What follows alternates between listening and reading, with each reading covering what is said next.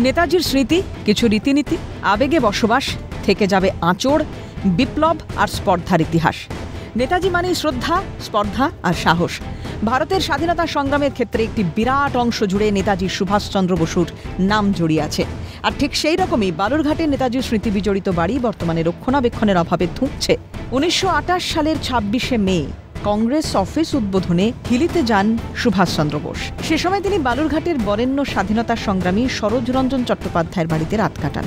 নেতাজির সেই স্মৃতি এখনও জমিয়ে রেখেছেন এমনই মত সরোজ রঞ্জন চট্টোপাধ্যায়ের বংশধর সুশোভন চট্টোপাধ্যায়ের।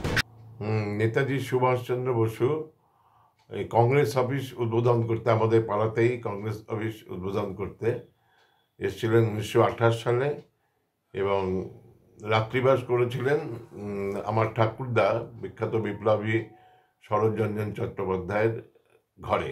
শুধু তাই নয়, সরোজ রঞ্জনের বাড়িতে আপ্যায়নে খুশিও হয়েছিলেন নেতাজি। খাওয়া দাওয়া করেছিলেন, এবং শুনেছি যে আমার বাবার ঠাকুমা তাকে 52 রকম পদ দিয়ে খাইয়েছিলেন। তাতে তিনি ভীষণ প্লিজড হয়েছিলেন, এবং পরের দিন আবার নাকি দেশি হাঁসের ডালনা খেতে চেয়েছিলেন। সেটা খেয়ে উনি হিলি অভিমুখে রওনা দিয়েছিলেন। শুধু বালুরঘাটে চ্যাটার্জি বাড়ি নয়, বালুরঘাটের বিভিন্ন জায়গায় নেতাজির অনেক স্মৃতি ছড়িয়ে রয়েছে।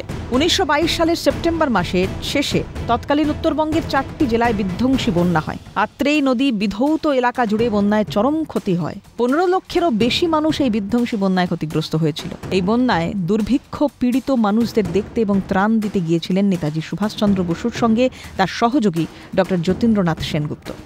তিনি প্রথমে এসেছিলেন হিলিতে, সেটা 1928 সালের 26শে মে।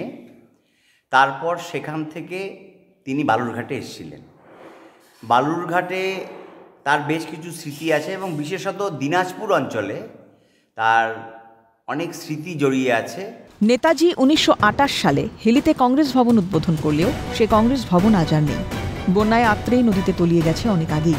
শুধু তাই নয়, নেতাজির স্মৃতি বিজড়িত বাড়িটিও ধুঁকছে রক্ষণাবেক্ষণের অভাবে।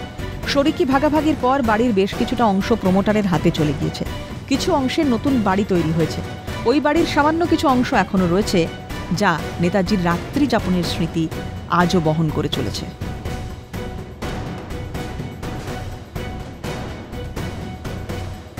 যেটা নেতাজির জন্য কিন্তু একটা প্রয়োজনীয় যে পদক্ষেপ নেওয়া উচিত ছিল স্মৃতির জন্য, সেই বিষয়টা কিন্তু তারা করেনি।